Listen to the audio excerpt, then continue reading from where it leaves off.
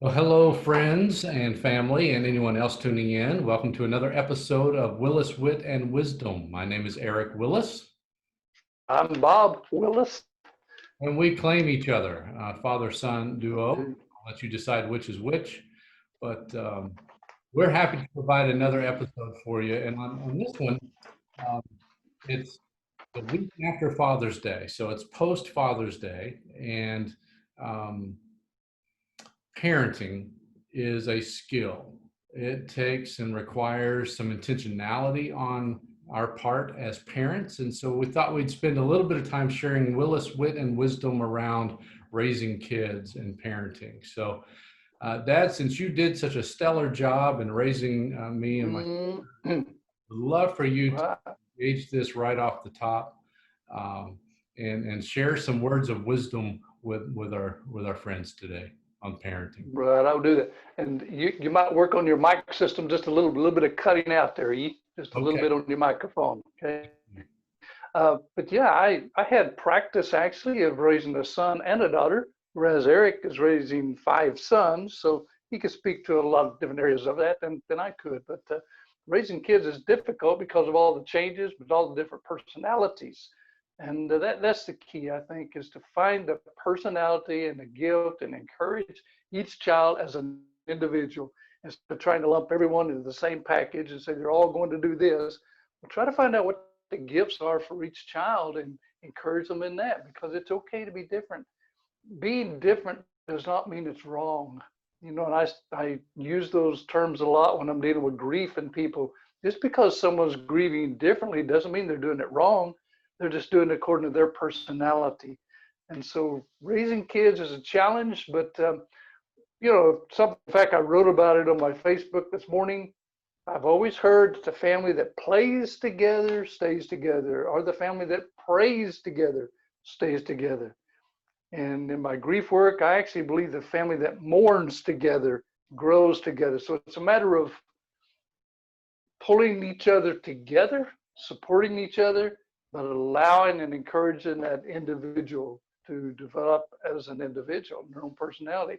You've seen this five times, with Mhm. five sons, and so I've always admired the way you and Jennifer have encouraged each one in their interest and not try to fit them into a box and make them just like the rest of them.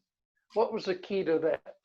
Yeah, it was fascinating for us, and in that all five boys are different. They have different personalities, different likes, and for us early on, we made the decision to allow them to get involved in activities that they were interested in, and Mm-hmm. so we got them involved in baseball and sports, and we knew early on with our second born that he wasn't going to touch sports. He didn't want sports. Right.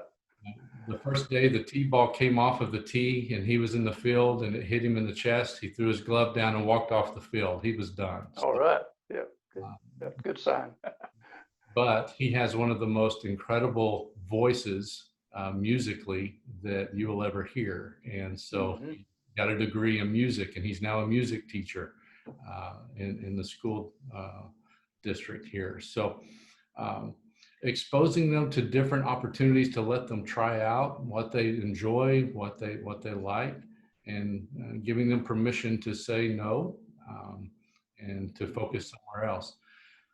Right. Don't say no in the middle of a commitment. That was one of our big conversations that we had. Once they committed to, let's say, a year of baseball or a year of Right. choir or something, we wouldn't let them stop mid-year. Great teachable moments on fulfilling obligations and commitments and sticking to Mm-hmm. it. Um, Right. so, And I think that's really good information just then for us as adults too, that once we make a commitment on something, that we just don't take the first chance and bail out. But our kids are watching us, that we're going to stick to it, the highs and the lows. And that's just part of the process, and understand that they will have those also. They will not always in everything that they choose, they will not always excel. There'll be some difficult times. So it's overcoming those. And I think it's an excellent lesson for kids and for adults. yeah, absolutely. We're all in that boat and growing Yep. that way. Hey, Dad, what have you seen working with families that have kids that they suffer a loss? And there's this big grieving moment for most children. Well, for all children, there comes a point where they experience their first death. Uh, Yes, how do you yes. help families deal with helping their child through a Right. One of the things, and I appreciate you asking that because there's a lot of people that struggle with it. And they sometimes, unfortunately, parents don't want to hear about it. They want them to work through it and move on as part of life. That is the wrong approach. The best approach would be to spend some one-on-one time with that child, one-on-one, not even with the family gathered around, but just individuals. And I would ask them, instead of saying, does this really hurt? That's going to give them an answer for yes or no. Let's do some open end things about how does this make you feel right now? Can you explain to me how this makes you feel? And we're talking feeling words with them, and they know it's okay to talk about those in a private setting. Some children, especially, are more open to putting feeling words out there, and others may be more hesitant. But it will be a real freedom for them to know that they can do that, because that's when they recognize their feeling, but they don't have to be stuck with it. They can find a way to express it. And of course, if you've heard me at any time, you've heard the difference between grief and mourning.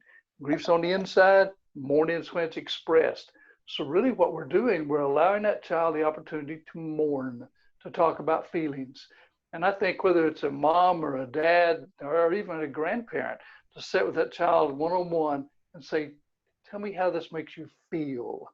And if they're really hesitant and they're shut down and quiet, perhaps we reach back into our own experience and share that when I had my first loss, this is how I remember feeling. I felt real empty. Sometimes I felt angry. Just go ahead and put some words out there that they might jump onto and say, yeah, I feel that way too. Okay. Mm. But giving them opportunity to put words to their feelings. Yeah, that's excellent. And it really ties into a greater opportunity as a parent to model what healthy relationships look like as you have that conversation with your child. Because ultimately, we want to help our children build the ability for intimacy, for Mm-hmm. emotional intimacy. And Mm-hmm. I've read where intimacy is defined as into me you see. It's allowing See, another yeah. person access to your thoughts, your feelings, and your life. And so Mm-hmm. sitting down with the child one-on-one after a loss is a great way to model that intimacy and helping them share memories of the person that they love in a healthy Mm-hmm. way. Years ago, Dad, I remember reading something you wrote about a candy bar and a wrapper.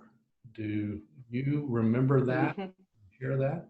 I, I do remember that. In fact, it was probably a matter of a few months after I started on staff with a hospice as a bereavement coordinator. One of the gentlemen on our staff, or excuse me, on our service, had cancer, but a heart attack took his life before the cancer did, so he died suddenly. Mm. So I visited in the home after the funeral. I went to the home and visited with the family, and this man's wife and three grown children and their mates were there, all seated around the living room. And I wanted them to share stories with this man. So they did share stories and laughed and cried together and told about him and shared photographs. So it was a good healing time for everyone in the family. The daughter-in-law said, Bob, I have a 4-year-old son. And he came to me and said, where's Grandpa? So she said, I got down on my knees and hugged him and said, honey, Grandpa died. And he said, well, where's Grandpa now? And she said, well, Grandpa's in heaven. And he said, good. And he got down and started playing. Kids can turn grief on and off, but adults haven't learned that yet. But the next day, the family went to the graveside and they got out of the car and walked up to the edge of the grave. And there's flowers on top of the grave. And that little boy looked at the flowers, turned around to mom and says, Mommy, is this heaven? Because, Grandpa gone to heaven, and there they were out in a field of flowers. And that's what he was thinking. And so, well, that night, she put him to bed, tucked him in, and she reached in her pocket and pulled out a Hershey's candy bar, just ripped it open and gave him some candy. And she said, let's talk about Grandpa. what do you remember about Grandpa? And he talked about how Grandpa had taken him fishing. They'd been to the zoo together. Grandpa fixed his toys. They played ball together. Just all these memories he had with Grandpa. And when he finished the memories and they finished off the candy bar, Mom slid in bed beside that boy and hugged him up and said, honey, I want you to know that Grandpa is a lot like this candy bar, because that good, delicious, enjoyable, wonderful part of Grandpa that you just told me about, we can always talk about those things. That'll always be part of us. That's part of Grandpa's gone to heaven. We can always talk about those good, delicious, enjoyable things. Then she held up the wrapper and said, this is a part of Grandpa we buried in the cemetery under those flowers. That's Grandpa's wrapper. Little boy understood. You eat a candy bar, throw away the wrapper. They live this life, they're going to do something with the wrapper. They'll bury it or burn it, but they'll do something with the wrapper that's left behind. But the person that lives on the inside, that's the eternal person. Okay, that's our soul on the inside. So that's the important part. All this other is temporary, but the eternal part is the presence of God. That's what that little boy understood. That was the story of the candy wrapper. When they shared that with me, I asked the lady, I said, can I share that? She says, go for it. So since that day, which has been 25, 30 years ago, that's become part of my life to share that story. Thanks for the opportunity. Maybe somebody can relate to that. Yeah, well, it made such a huge impact on me when you first shared it those many years ago. And it just makes sense. And so thank you for sharing it. And this is a great place for us to say thanks for joining us on this episode of Willis Wit and Wisdom. It flew by today. We try to keep these brief so you can enjoy them and share them with your friends and family. If you don't mind doing that, also subscribing to this YouTube channel at the link below. And email us or contact us with some questions that you may have. Dad, is there a way that folks can get a hold of you? They can right here. No, you can send an email to rwillis14@cox.net. That's rwillis14@cox.net. You're welcome to follow me each morning about 7 o'clock our Central Time. I try to put something on Facebook regarding grief with just a little short morning moment. So you're welcome to follow Bob Willis. It's okay to follow me, but don't stalk me, okay? Follow is better. But you're welcome to reach out to us. It's a great little morning moment that Dad puts out there each morning, a bit of encouragement, and the interaction that takes place on the Facebook is great as well. So please join in on that. You can send me questions through my website, reclaimleadership.org. reclaimleadership.org. It's a nonprofit ministry I founded to come alongside pastors, ministry leaders, and encourage them to stay the course of ministry even when it gets tough. So you can reach me through that. I have a weekly blog that goes out on Sunday nights, and you're welcome to subscribe to that as well. So anyway, all that said, we want to hear from you. Any questions that you have, we'd love to answer them for you. So in the meantime, enjoy your time, and thank you for joining us on this episode of Willis, Wit, and Wisdom. Bye, folks. All right. See you, folks. Bye-bye.